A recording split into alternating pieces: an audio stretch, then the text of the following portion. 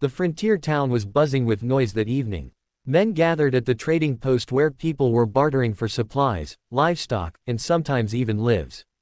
Among them stood Daniel, a worn-out drifter who had seen too much of war and too little of kindness. His boots were torn, his pockets nearly empty, and all he had left in the world was a single silver dollar. On the edge of the platform, he noticed a young Apache girl being presented like property. Shackles bound her wrists, her dark eyes burning with both fear and defiance. The crowd jeered, some men offering coins and whiskey bottles, others laughing cruelly. Daniel's chest tightened. He had no land, no family, and no plan, but something in that girl's gaze demanded action. When the bidding stalled, Daniel's voice broke through. $1, he said, lifting his last coin high. The crowd roared with laughter, mocking the desperate cowboy. No one bothered to outbid him, she was considered worthless. The auctioneer shrugged, slammed his gavel, and declared her his. As Daniel placed the coin down, he realized he had traded away the last of his survival for a stranger. What he didn't know was that this decision would teach him more about life, love, and freedom than all his years of wandering ever had. The girl walked behind Daniel, her ankles clinking with every step as they left the jeering town behind. He offered her food from his saddlebag, but she only turned her head, suspicion sharp in her eyes. For her, he was just another captor, another man who saw her as property. Daniel tried to speak gently. "You're free now. I don't want you in chains." But when he reached for the shackles, she recoiled, eyes fierce with pride. Freedom, she seemed to say without words, was not a gift to be handed down.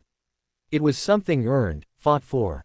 As the sun dipped low, they made camp under a lone mesquite tree. Daniel lit a small fire and handed her a blanket. She refused it, wrapping her arms around herself instead. He sighed, knowing trust would not come easily. During the night, he woke to find her staring at the stars. Her lips moved in a quiet prayer in her native tongue, words he couldn't understand but somehow felt. He realized then that though he had paid $1, he had not bought her spirit.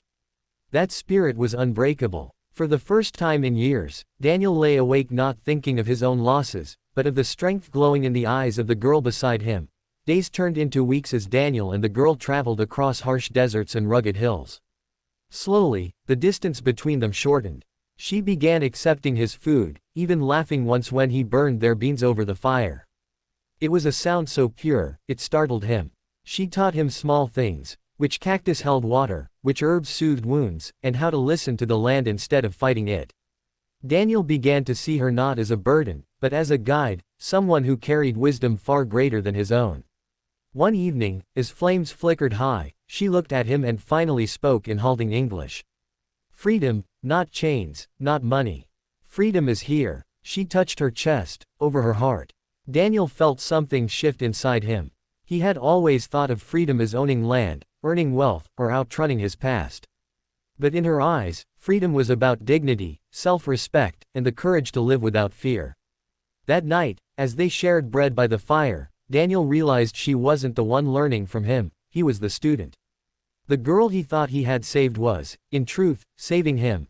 Their bond was tested when a group of Rough Riders spotted them near the canyon. "That Apache girl's worth more than $1, one sneered, reaching for his rifle. Daniel stepped in front of her, hand resting on his worn revolver. The fight was swift and brutal. Daniel's gun cracked, echoing across the rocks, while the girl hurled stones with fierce precision. Together, they drove the men off, but not before Daniel took a graze to his arm. As he winced in pain, the girl ripped strips of cloth from her dress, binding his wound with steady hands. For the first time, her eyes softened with trust. "You fight, for me," she whispered. Daniel met her gaze. "No, I fight with you." They shared a silence heavy with meaning. It was no longer about debt or survival, it was about loyalty, respect, and a growing love neither of them had expected. When dawn broke, they rode side by side instead of one behind the other. The desert stretched endless before them, but for the first time, neither felt alone. Months later, they reached the mountains where Daniel hoped to settle. The shackles that once bound her wrists had long been cast into a river, swallowed by the current. She now walked freely beside him, her laughter echoing against the hills. One evening, as the sky blazed orange with sunset, Daniel confessed, "When I spent my last $1, I thought I was rescuing you. But the truth is, you rescued me." The Apache girl smiled, placing her hand gently over his.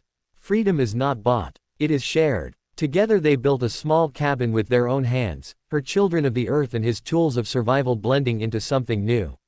What began as desperation had turned into partnership, and what started with a coin had become a bond beyond price.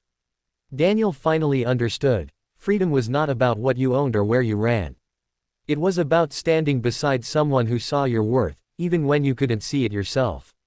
And so, the drifter who once had nothing found a home, not in land or riches, but in love and the unbreakable spirit of the girl who had taught him what freedom truly meant.